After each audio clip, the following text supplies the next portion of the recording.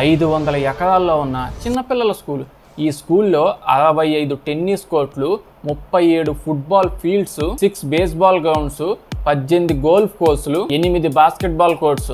మనకి ఇక్కడ cricket ground ఉండడమే, క్రికెట్ అసలు గ్రౌండ్ ఉండడమే గగనం. దీంతో పాటు ఇక్కడ స్విమ్మింగ్, రన్నింగ్, జాగింగ్, ఆ జిమ్లు. అబ్బో, చూడడానికి స్కూల్ కాదు, ఇక్కడ ఏదో ఒలింపిక్ గేమ్స్ ఆర్గనైజ్ చేయడానికి ట్రై చేస్తున్నట్టు ఉంటది. కానీ అస్సలు కాదు. నేను చెప్పింది జస్ట్ స్పోర్ట్స్ టైంలో ఆడడానికి ఉండే గ్రౌండ్స్. మనకంటే మంత్లీనో వీక్లీనో ఎప్పుడో 1 గంట స్కూల్ మొత్తం అయిపోయాక లాస్ట్ పంపిస్తామనే టైంకి 1 గంట ఎప్పుడో ఉంటది. అది కూడా ఉందో లేదో అనే విషయం కూడా మనకు తెలిసి ఉండదు. ఎందుకంటే ఏ మ్యాథ్సో ఫిజిక్సో టీచర్ వచ్చి తీసుకుని వెళ్ళిపోతాయి మనల్ని అందరినీ ఏదో ఐన్స్టైన్ చేసేయడానికి. ఇంకా మధ్యాహ్నం బొబ్బ తినే టైంకి ఏదన్నా ఒక ఐటమ్ మీ కళలోకి అలా వచ్చింది అనుకోండి, చెఫ్కి వెళ్ళి ఆ విషయం చెప్పగానే వెంటనే చేసి తెచ్చిచ్చేస్తాడు. అంటే జాయిన్ అయ్యే ముందే అసలు మీకు ఏమేమి ఐటమ్స్ అంటే బాగా ఇష్టం, ఏం తింటావు అనేది ముందే రాసేసి పెట్టుకుంటాడు.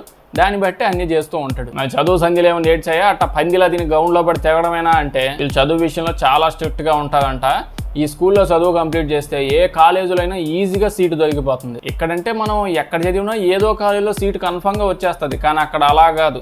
అసలు కాలేజీలో సీటు అవడం అంటే ఒలింపిక్ మెడల్ గెలిచినంత గొప్ప. అయితే ఇదంతా మనకొద్దు. పాయింట్గా అంటే ఫీజు ఎంత, ఎక్కడుంది అని అంటే, ఫీజు అయితే ఓకే, ఒక 80 లక్షలు జాయిన్ అవ్వగానే కట్టేయాలి ఒక ఏడాదికి. దాని తర్వాత టైలు, తొక్కలు, తోలు, ఎక్స్ట్రా ఖర్చులు తెలిసినవే కదా. దీని నేము IMG అకాడమీ, అమెరికాలో ఉంటుంది. సో బాగా కష్టపడి డబ్బులు సంపాదించి మీ పిల్లల్ని జాయిన్ చేయించగలమేమో చూసుకోండి.